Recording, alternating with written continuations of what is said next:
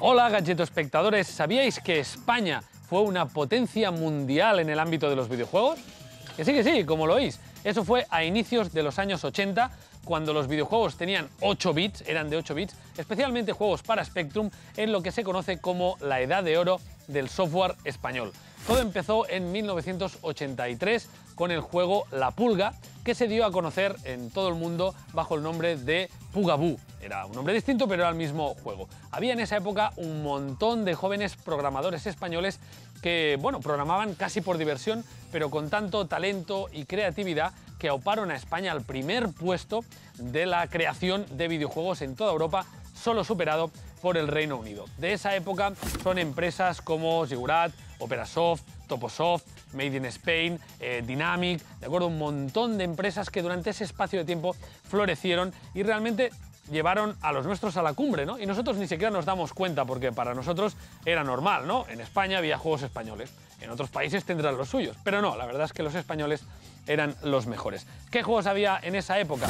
Pues, por ejemplo, las aventuras en la selva de Livingstone, supongo, o un juego que se llamaba Fred, que tenía la particularidad de que cada vez que lo jugabas, los mapas, el escenario era diferente porque se generaba aleatoriamente. Juegos como Camelot Warriors o los bélicos Amy Moves y Navy Moves, que iban juntos también, ¿no? De esa época son también muchos juegos deportivos que tenían mucha calidad y de hecho son tantos y tan buenos que merecen un capítulo aparte, literalmente. Otro día os hablo de ellos. Uno de los denominadores comunes de esta época, aparte de la originalidad y la creatividad, era la dificultad. Estos juegos eran muy difíciles. Juegos como Fantomas o Profanation Abu Simbel eran prácticamente imposibles de superar, nada que ver con lo que tenemos hoy en día. Y eso se debe a que no existían los testers, la figura de los testers. Esa gente normal que se dedica a probar un juego para saber si es difícil o es fácil, si es divertido o no. Eso lo hacían los programadores. Y claro, como ellos se sabían el juego de memoria, pues les parecía todo fácil. La culminación de esta época, el top, el momento más brillante, fue en 1987, apenas 4 años después, con el juego La Abadía del Crimen, de Operasoft.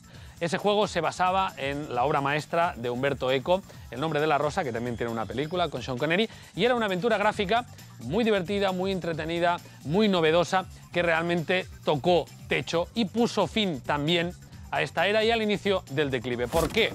Porque después de los 8 bits vinieron los 16 bits.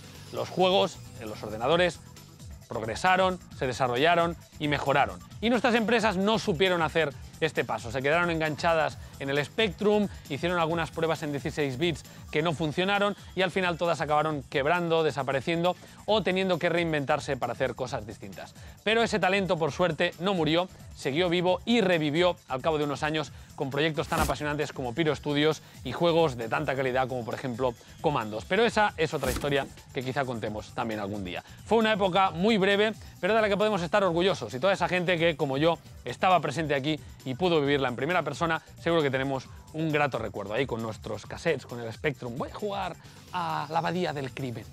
Qué buenos recuerdos. Pues en fin, que algún día estuvimos ahí arriba y por qué no podemos volver.